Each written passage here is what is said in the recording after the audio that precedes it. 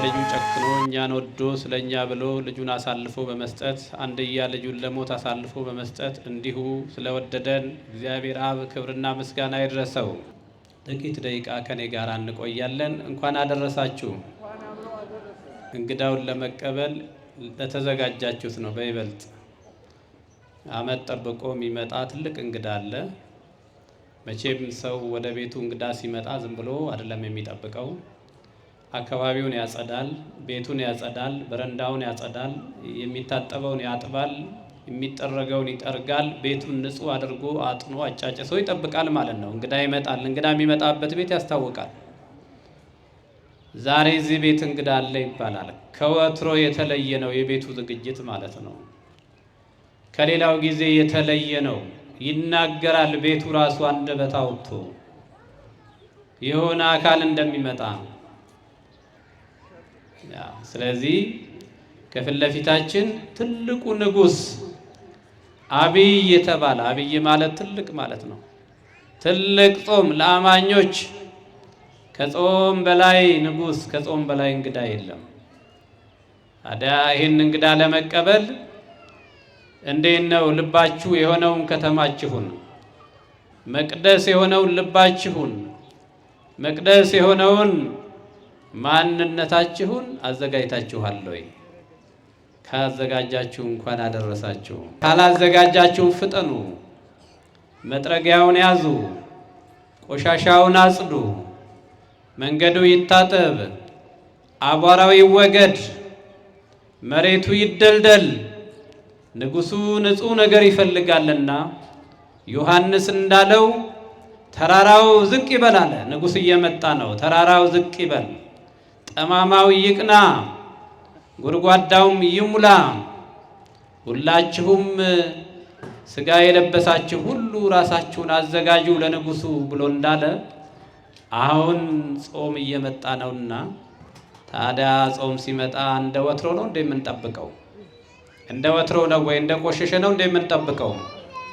ልባችን ታጥቦ የተጣላን ታርቀን የበደልን ክሰን በይቅርታ ልብ በይቅር ባይነት መንፈስ ሆነን ከክፉ ስራችን ታርመን ያዕቆብ በምዕራፍ 4 ቁጥር 8 ላይ እናንተ ኃጢአተኞች እጆቻችሁ በደም ተነክረዋል፣ ታጠቡ ተቀደሱ ብሎ እንዳለ እጆቻችን ልቦቻችን ተቀድሰው ታጥበው ልብሳችሁን አይደለም ልባችሁን ቅደዱ እንደተባለው ልባችንን ለንጉሡ እንዲሆን ክርስቶስ እንዲመላለስበት ንጉሡ እንዲመላለስበት አድርገን ልባችንን አዘጋጅተን ከሆነ ደስ ይበላችሁ። እመቦ ዘወድቀ በኃጢአት ኢይርሳ እስመ ዘኢይትረሳ። ከኔ ጋር ትላላችሁ። በኃጢአት የወደቀ ቢኖር በሉ፣ በኃጢአት የወደቀ ቢኖር፣ ድምጻችሁ አይሰማኝም። በኃጢአት የወደቀ ቢኖር አይርሳ፣ የማይረሳ ነውና። ሲድገሙት፣ በኃጢአት የወደቀ ቢኖር አይርሳ፣ የማይረሳ ነውና። አሁን ዲያቆኑ በአማርኛ ሲያነብልን እንደሰማችሁት ቅዳሴ ጊዜ መግቢያው ላይ የጌታ ቅዳሴ ይባላል። የጌታ ቅዳሴ፣ የኢየሱስ ቅዳሴ ብላ ቤተ ክርስቲያን ቅዳሴ ሰርታለች ማለት ነው። የጌታ ቅዳሴ ዛሬ የተቀደሰው እሱ ነው።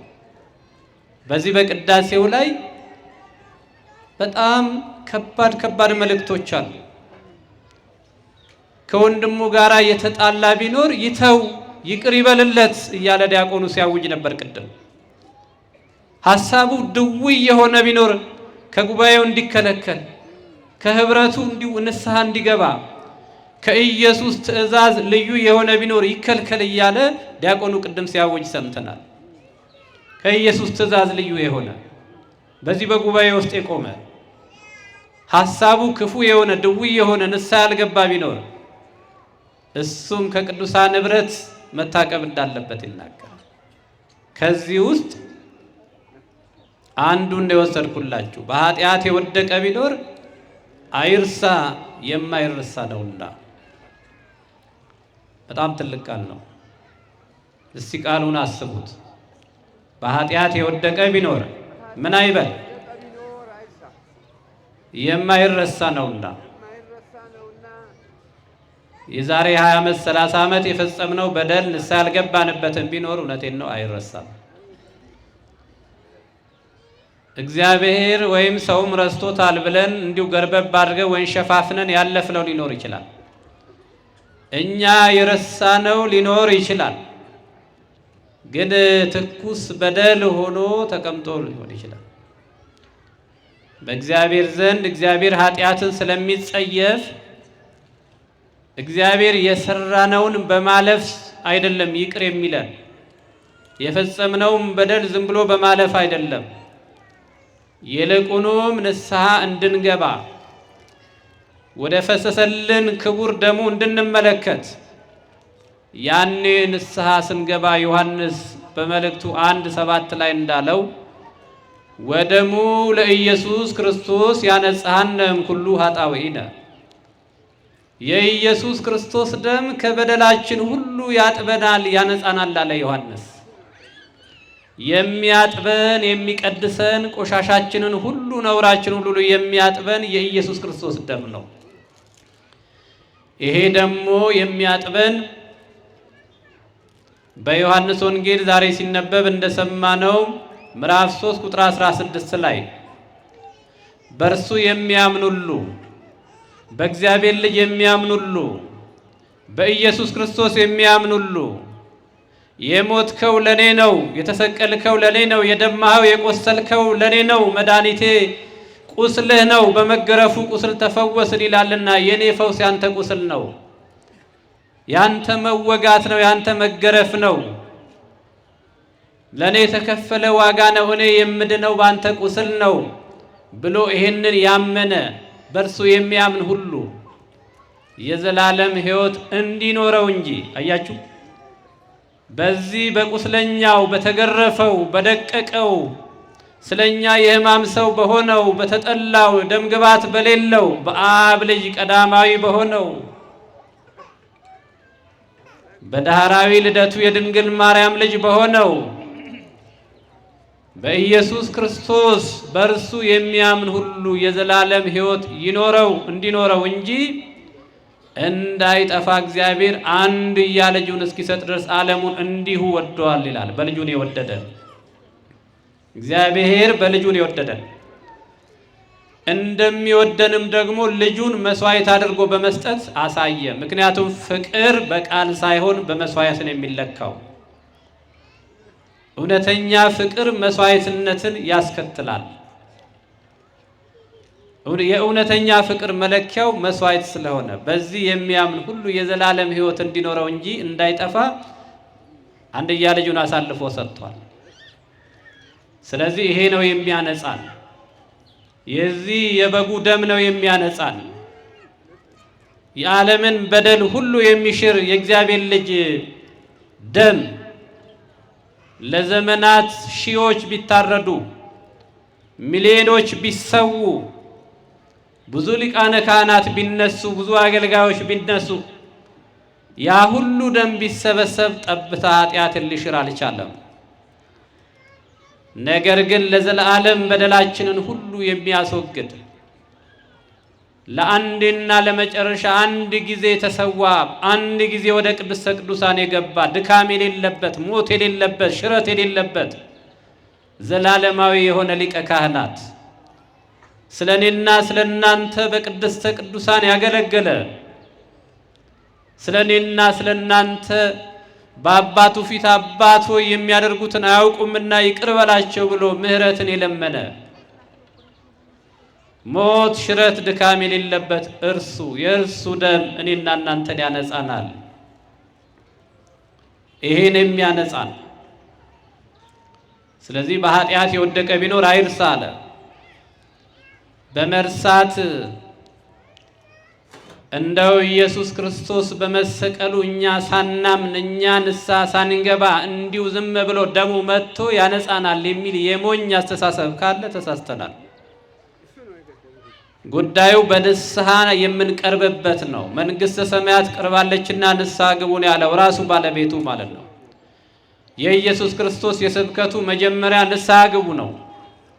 ሰው ንስሐ ሳይገባ እግዚአብሔርን ማዳን ሊያይ አይችልም። ንስሐ ያልገባ ሰው በፍጹም ወደ እግዚአብሔር ምሕረት ሊቀርብ አይችልም። ንስሐ ገብተን ነው ወደሱ መቅረብ የምንችለው። በኃጢአት የወደቀ ቢኖር አይርሳ። ብዙዎቻችን ውድቀቶቻችንን የዘነጋንም አለን፣ ሆን ብለንም የረሳን። አውቆ የተኛ ቢቀሰቅሱት አይነቃም ይባላል። ብዙዎቻችን አውቀን ተኝተናል።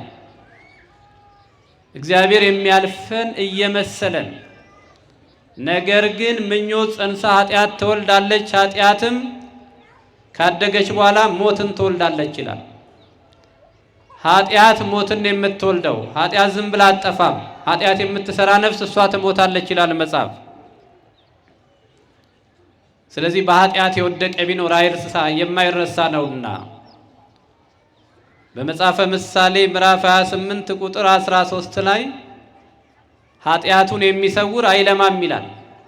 ኃጢአቱን የሚሸፋፍን የሚደባብቅ አይለማም ይላል። ብዙዎቻችን እንደዛ ነን። ብዙዎቻችን የወንጀሎቻችንን ዱካ፣ የበደሎቻችንን የኃጢአቶቻችንን ዱካ ሊያሳዩ ይችላሉ የሚሉትን በማጥፋት ላይ ተጠምደናል። ንስሐ በመግባት አይደለም። ከሰዎች ልናመልጥ እንችላለን፣ ከሰዎች ልንደበቅ እንችላለን። ከህሊና ፍርድ ግን ልናመልጥ አንችልም።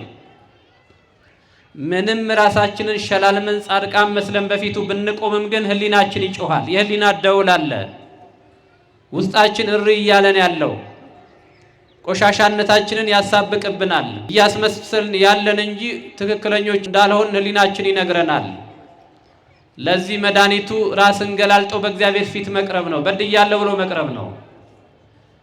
እንደዛ እንደ ፈሪሳዊው በልብስ ተሸፍኖ በሳምንት 2 ቀን እጾማለሁ፣ ይህን አደርጋለሁ፣ እንደ ሌሎቹ ኃጢአተኛ አይደለሁም፣ እኔ ንጹሕ ነኝ እያሉ የሌለን ቅድስና የሌለን ንጽህና ሲደረድሩ ከመዋል እንደ ኃጢአተኛው በአንዲት አረፍተ ነገር ወደፊቱ መቅረብ፣ እኔን ኃጢአተኛውን ማረኝ፣ እኔን በደለኛውን ማረኝ፣ እኔ በደለኛ ነኝ፣ በፊት ልቆም የማይገባ ነኝ፣ አንተ ፍቅር ነህ፣ አንተ መሐሪ ነህ፣ እኔ ግን ያደረክልኝን ሁሉ ማየት ተስኖኝ በድዬሃለሁ፣ አሳዝኛለሁ ብለን ወደሱ መቅረብ ይጠበቅብናል። ኃጢአቱን የሚሰውር አይለማም። የሚተዋትና የሚናዘዝባት ግን ምሕረትን ያገኛል። አያችሁ፣ ምሕረትን የሚያስከትለው መናዘዝ ነው። ያዕቆብ ሲናገር ምዕራፍ 5 ከቁጥር 16 ጀምራችሁ አንቡ። እርስ በርሳችሁ በኃጢአታችሁ ተናዘዙ ይላል ትፈወሱም ዘንድ። መናዘዝ ፈውስን ያስከትላል፣ ምሕረትን ያስከትላል፣ በረከትን ያስከትላል። ውስጥ ያለውን ሰው ሲናዘዝ ይፈወሳል።